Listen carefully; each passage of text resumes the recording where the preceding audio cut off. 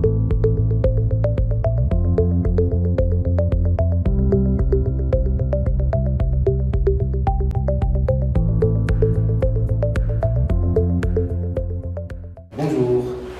je suis votre professeur de français et je m'appelle Ramdani Chérif.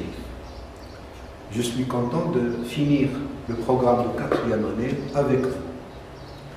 Nous sommes au 3e trimestre et nous sommes dans le projet 3. Vous avez déjà fait 2 projets. Le premier projet portait sur l'argumentation par la narration. C'est des récits, des histoires qui vous permettent d'appuyer une thèse.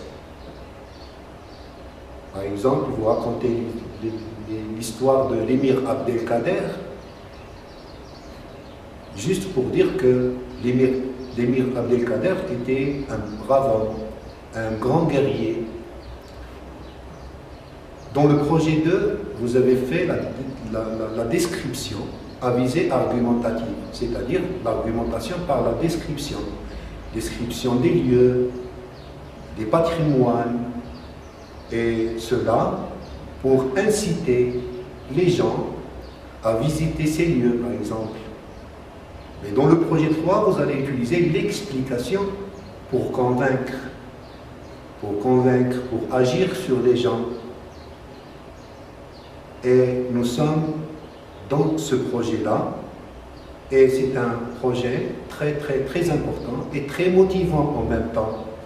Les thèmes que vous allez aborder vont parler de la nature, de l'environnement, de l'écosystème, de l'écologie, le développement durable. Donc ce sont des thèmes qui nous intéressent tous et qui intéressent les adultes, les adolescents et les enfants. Vous voyez l'image, cette image-là, c'est une image qui représente le développement durable. Et vous voyez ces éoliennes, c'est le symbole de l'utilisation des énergies propres à la place des énergies polluantes comme le pétrole, le gaz, le charbon, etc. Bien. Notre point de départ dans ce projet, ce que nous allons faire. Le projet 3, nous avons ici l'intitulé de ce projet et l'objectif. Produire des affiches en faveur de la protection de l'environnement. Donc, c'est l'explication par l'argumentation. Et ces affiches-là vont comporter beaucoup d'explications pour argumenter, pour convaincre et pour agir sur l'autre. Le projet 3 comporte 2 séquences. Nous avons l'intitulé du projet, nous l'avons déjà lu, et nous avons les 2 séquences. La première séquence porte sur un projet de sensibilisation sur une cause. Cause ou bien un phénomène naturel ou bien humain qui menace la vie, qui menace l'environnement, qui menace la nature. Par exemple, la désertification, c'est un phénomène qui menace l'environnement, la déforestation, la disparition de certaines espèces animales, comme par exemple la gazelle de Cuvier, ou bien comme l'oiseau, le chardonneret que vous avez dans les cages. Et au niveau de la séquence 2, nous créons, voilà l'objectif, une affiche pour lutter contre les différentes formes de gaspillage. Par exemple, le gaspillage d'électricité, le gaspillage de l'eau et le gaspillage du papier. Bien. Nous allons maintenant voir ce point de départ. Notre point de départ, c'est aussi notre point d'arrivée. D'accord? on va commencer ce projet par une situation de production écrite et nous allons finir ce projet par la réalisation de cette production.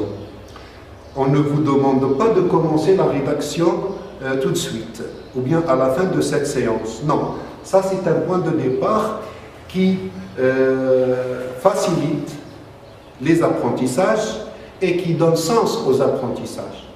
Vous allez voir que tous les apprentissages que vous allez acquérir vont vous aider à bien résoudre ce problème-là, qui s'appelle situation d'intégration.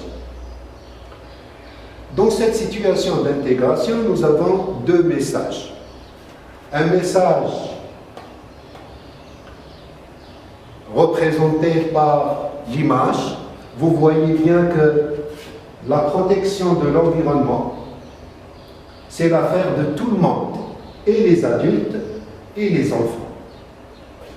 Et vous allez voir que vous pouvez faire des gestes simples, des choses qui ne demandent pas beaucoup d'efforts pour participer justement à la protection de la vie, à la protection du milieu dans lequel vous vivez, à la protection des endroits dans lesquels vous vous développez. Et là, nous avons un texte. C'est la situation d'intégration. Nous avons trois parties. Première partie, deuxième partie et troisième partie. La première partie, c'est le contexte de votre production écrite. Pourquoi vous allez écrire? Voilà un problème. Chez toi, tes frères et sœurs gaspillent inconsciemment l'électricité, l'eau, le papier, etc.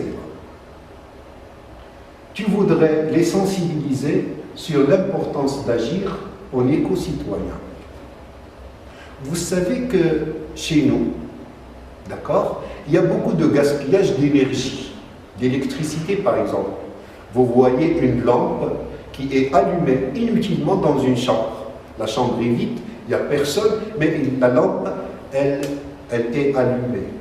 Ça, c'est une forme de gaspillage qu'on peut éviter par un simple geste, j'éteins. L'eau, par exemple, vous voyez des robinets qui coulent, mais que personne n'utilise cette eau qui coule. Et un simple geste, fermez le robinet. Hein?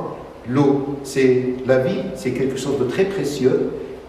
Et cette eau-là, il faut la préserver. Il faut l'utiliser avec intelligence. Donc, tu vas sensibiliser tes frères et sœurs qui ne font pas attention, c'est-à-dire inconsciemment, c'est-à-dire qu'ils ne font pas attention, qui ne font pas attention à l'utilisation de l'électricité et de l'eau, hein, chez vous, à la maison. Maintenant, comment vous allez les sensibiliser?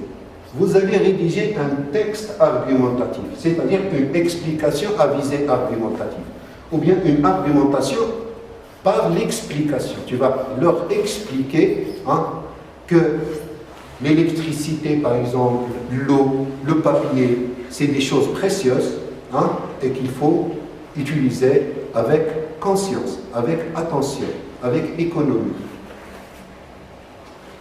Donc, rédige un texte argumentatif dans lequel tu montreras à tes frères et sœurs que des gestes simples. Gestes simples, on peut par exemple éteindre une lampe allumée, on peut par exemple fermer un robinet, etc. Des gestes simples peuvent être bénéfiques à l'environnement.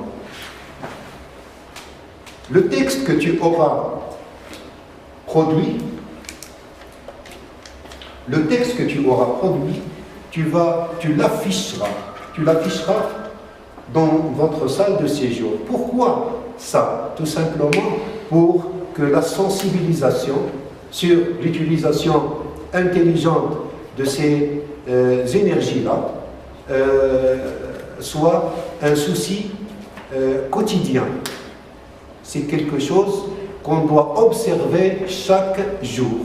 Chaque jour. Maintenant, comment vous allez rédiger?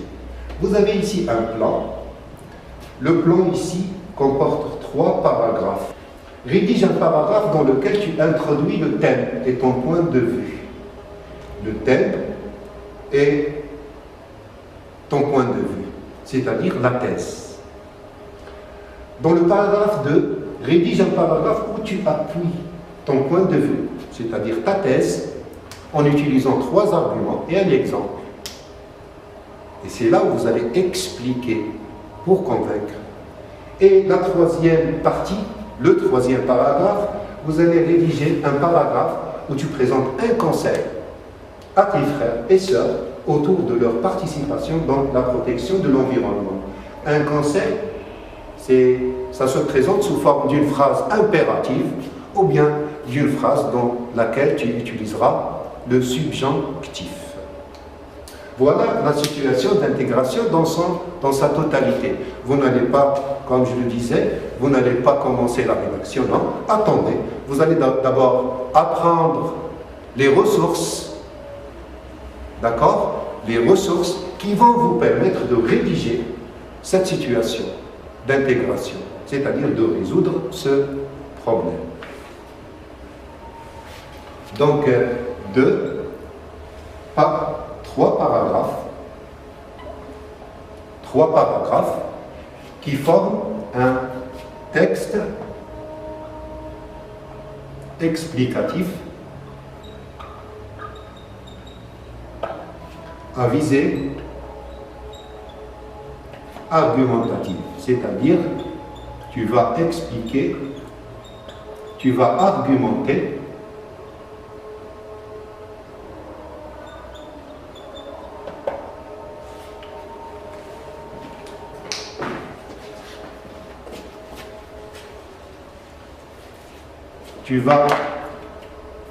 à visée argumentative.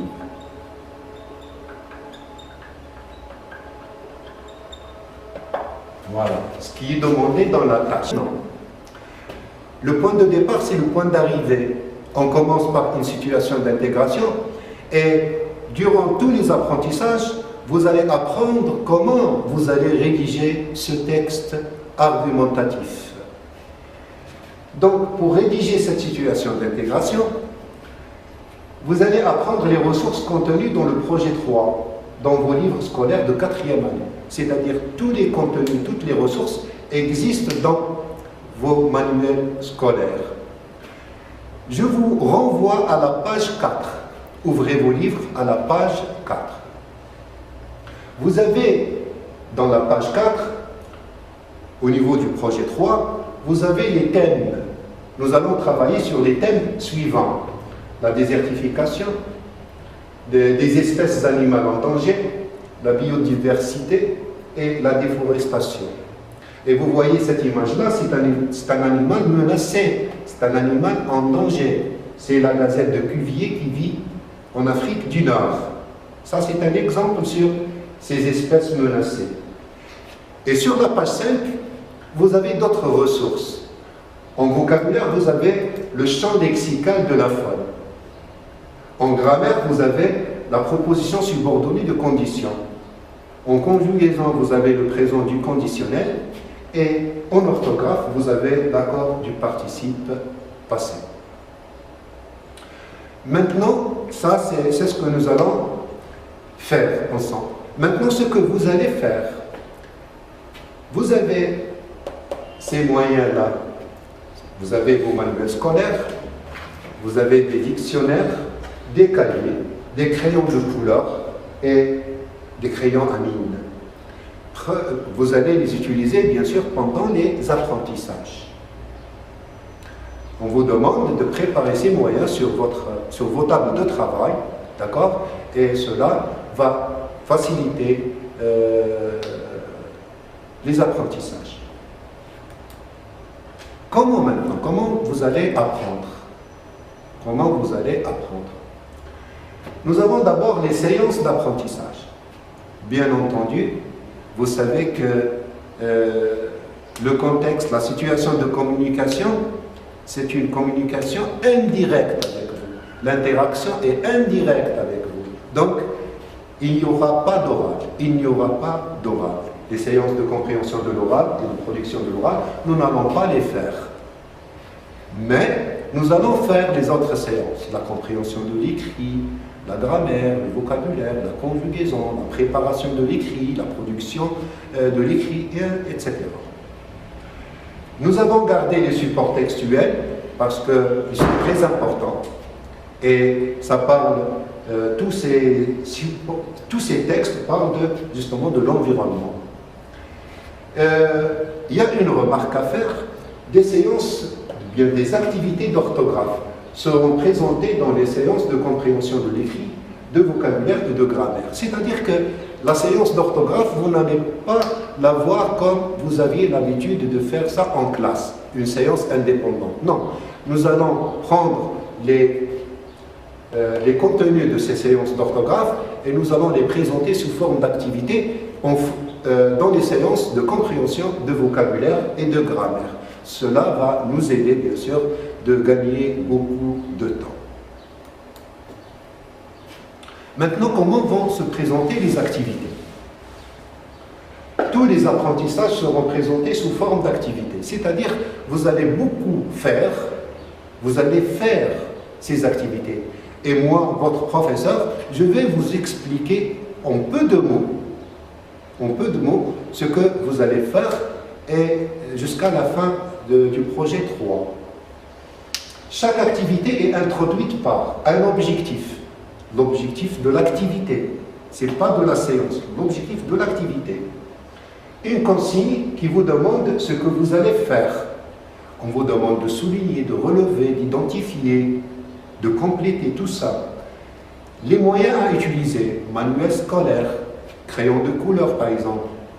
La durée de l'activité, 10, 8 minutes, 10 minutes, 5 minutes, et ainsi de suite. En 3, chaque activité réalisée sera suivie d'une correction, d'un corrigé. Vous faites l'activité, je vous accorde le temps de réfléchir et de réaliser l'activité, mais à la fin, vous allez voir la correction de cette activité, ou bien de l'activité. Cela vous permet de vous auto-évaluer, c'est-à-dire vous allez voir si vous aurez bien fait, ou bien si vous n'aurez pas bien fait. Et vous portez bien sûr les corrections sur vos cahiers. Enfin, la quatrième, la dernière activité dans toutes les séances, c'est une activité de mobilisation. C'est-à-dire ici, mobilisation, c'est écriture, production. Par exemple, vous apprenez l'expression du but, vous allez utiliser ces expressions-là dans une ou deux phrases. Et cela va vous permettre de résoudre la situation problème de départ ou bien la situation d'intégration de départ. Donc toutes les séances vont finir par une petite production écrite. Puisque nous sommes dans une situation de communication limitée bien sûr par cette interaction indirecte, permettez-moi de poser des questions à votre place. Je me pose des questions quand c'est nécessaire, quand je vois que ces questions-là doivent être posées, et je réponds à ces questions pour vous apporter beaucoup plus de compréhension et d'interaction avec le sujet de présentation. Donc, quand c'est important, le professeur pose une ou des questions et il y répond. Cela vous aide à comprendre, bien à mieux comprendre. Maintenant, nous allons faire des activités d'échauffement, d'accord, pour préparer le cours prochain qui va porter sur la compréhension de l'écrit. Permettez-moi de vous situer dans la révision des rapports logiques. Pourquoi les rapports logiques? Les rapports logiques, puisque nous sommes dans un texte, ou bien nous sommes dans l'argumentation,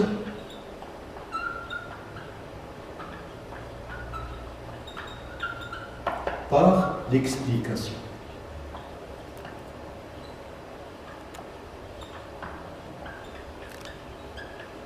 Vous avez vu l'explication en première année primaire, en première année moyenne. Et nous allons voir que le domaine d'explication, c'est le domaine des idées. D'accord?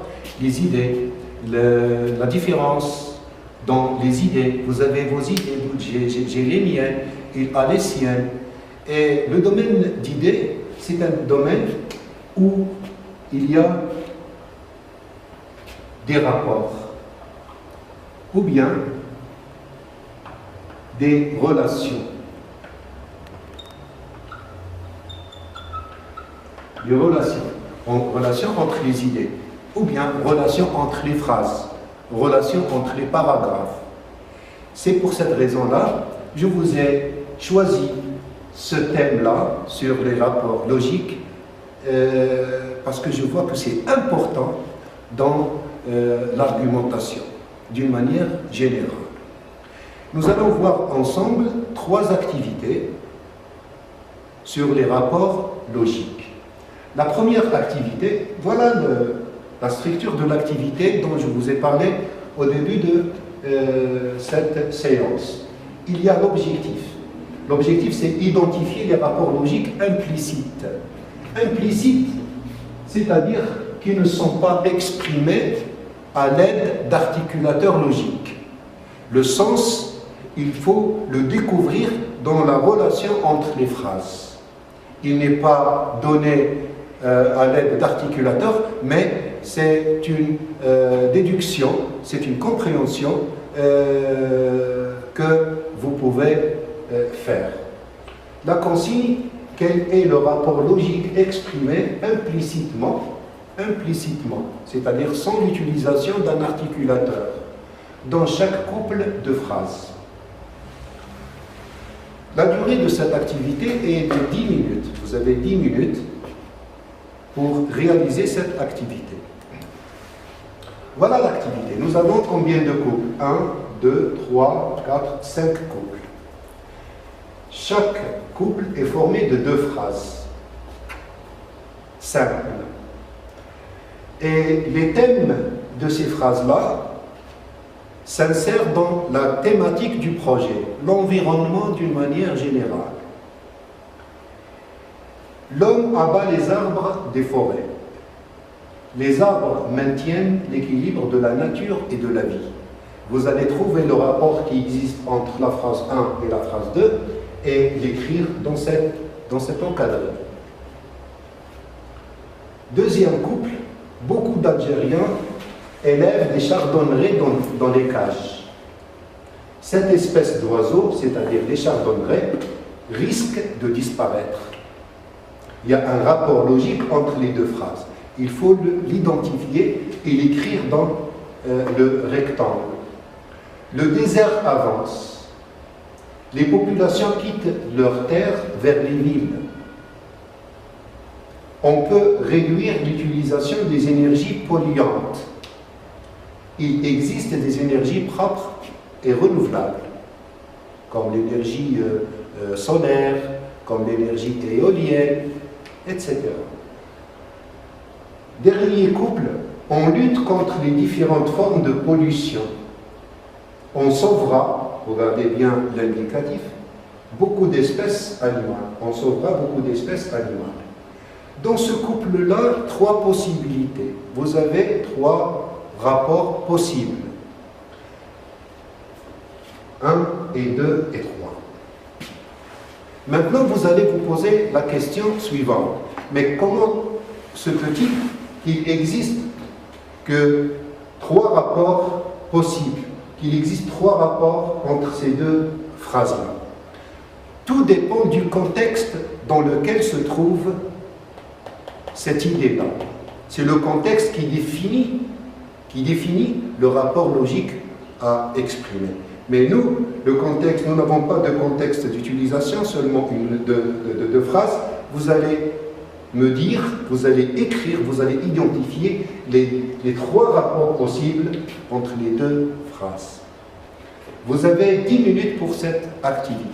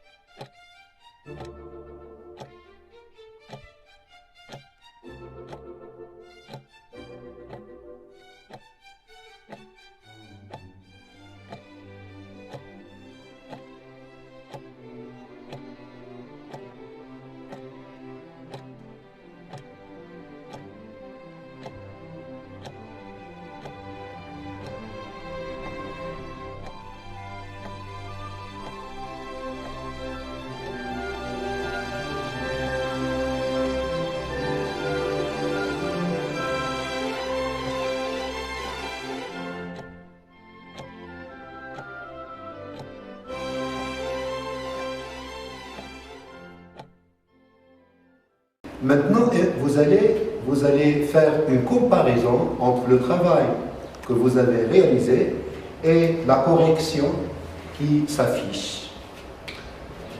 Comme vous voyez, au niveau de la phrase du couple 1, phrase 1 et 2, il y a un rapport d'opposition. Les hommes abattent les arbres de la forêt. Les arbres maintiennent l'équilibre de la nature et de la vie. Donc c'est l'opposition, c'est un rapport d'opposition. Au niveau du couple 2, c'est un rapport de conséquence.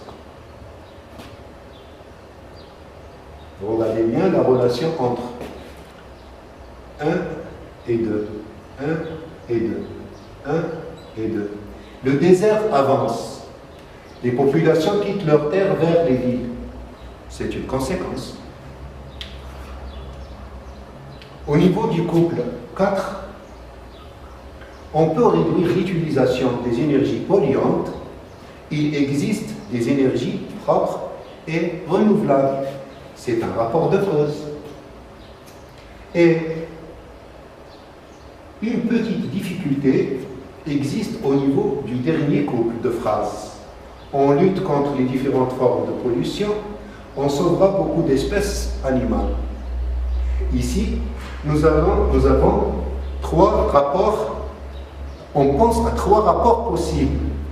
Soit un rapport de conséquence, ou bien un rapport de condition, ou bien un rapport de but. Et comme je vous l'ai déjà dit, c'est le contexte, c'est-à-dire le paragraphe dans lequel existe la phrase qui définit le rapport à choisir. Donc, dans cette situation, dans ce couple-là, trois rapports sont possibles.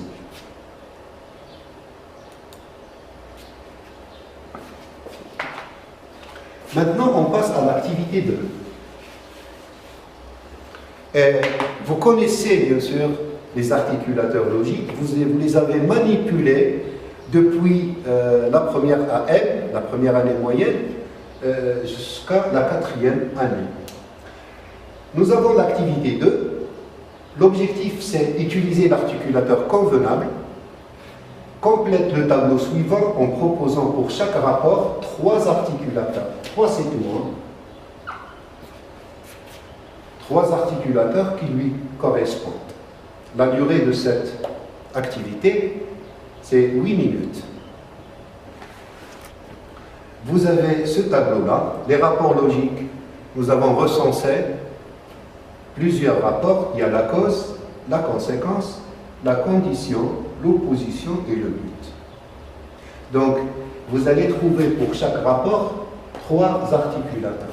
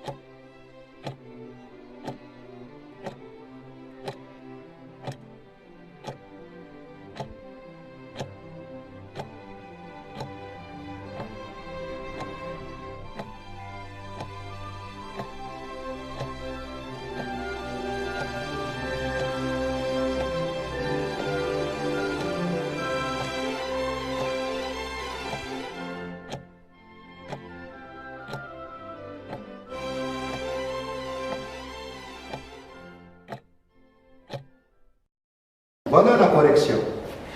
Pour la cause, nous avons choisi, nous avons fait un choix, et je vous ai choisi car, parce que, et puisque. Les points de suspension, c'est pour les autres rapports de cause que vous connaissez. Conséquence, si bien que, de sorte que, et par conséquent. Remarquez bien ici, de sorte que quand cette expression est suivie de l'indicatif, d'un verbe à l'indicatif, cette expression exprime la conséquence. Mais de sorte que, quand cette expression est suivie de subjonctif, c'est le but. Il faut faire attention, il faut identifier le mode du verbe utilisé. S'il est à l'indicatif, c'est la conséquence. S'il est au subjonctif, c'est le but.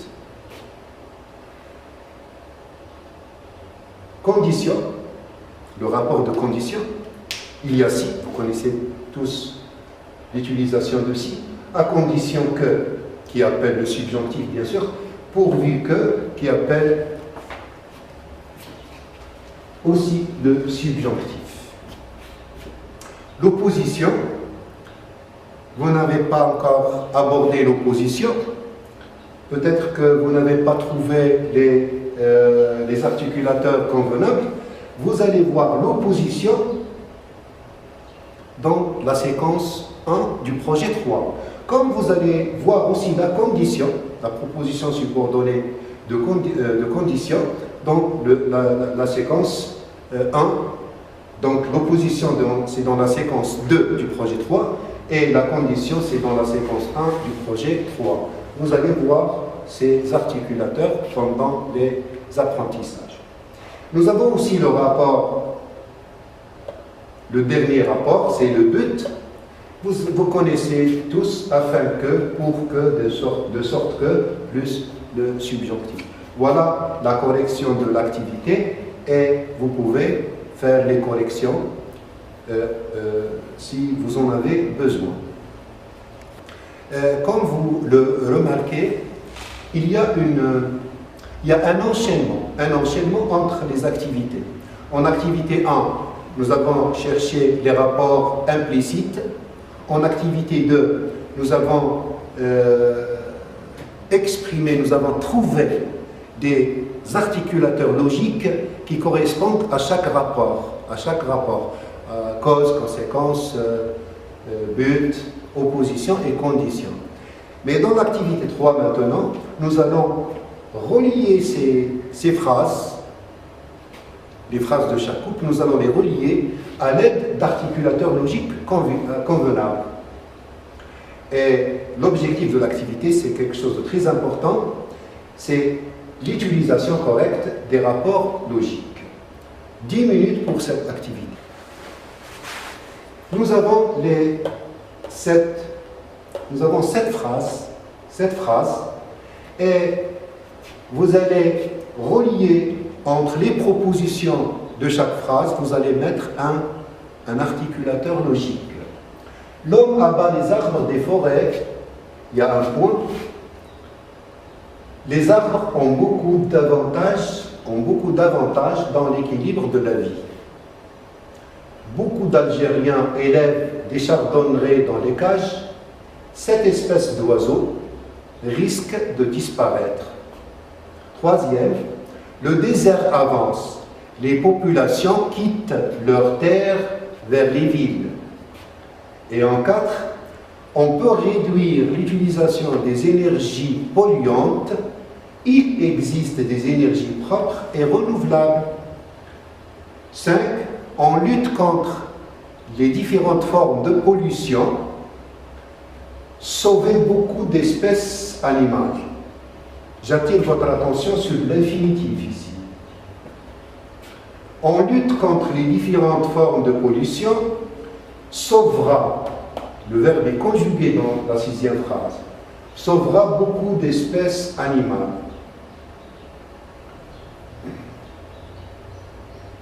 7e phrase, on commence par l'articulateur, on lutte contre les différentes formes de pollution, on sauvera beaucoup d'espèces animales.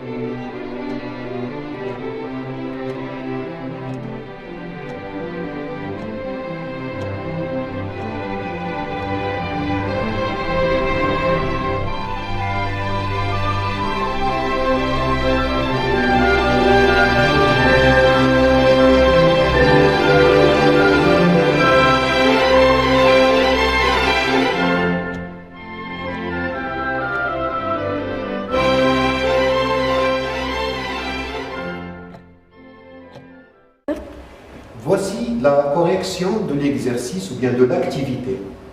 Dans la phrase 1, ce qui va bien avec la phrase, c'est l'articulateur pourtant qui exprime l'opposition, bien la concession. Pour la phrase 2, si bien que, qui exprime la conséquence. Pour la phrase 3, de sorte que, et dans cette phrase, c'est la conséquence. Pour la phrase 4, on peut réduire l'utilisation des énergies polluantes parce qu'il existe des énergies propres et renouvelables. C'est la cause. Pour la phrase 5, afin de, qui exprime le but, et après afin de, on met le verbe à l'infinitif. Pour la phrase 6, on lutte contre les différentes formes de pollution, par conséquent. Dans l'expression elle-même, il y a le rapport, c'est la conséquence. Et pour la phrase 7, il y a si Si on lutte contre les différentes formes de pollution, on sauvera beaucoup d'espèces animales. Et ça, c'est la condition.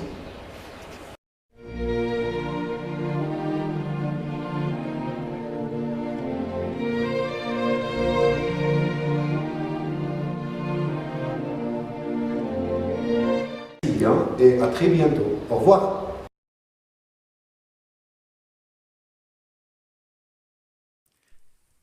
شكرا على المشاهدة. لا تنسوا الاشتراك في القناة، الضغط على الجرس، الإعجاب بالفيديو.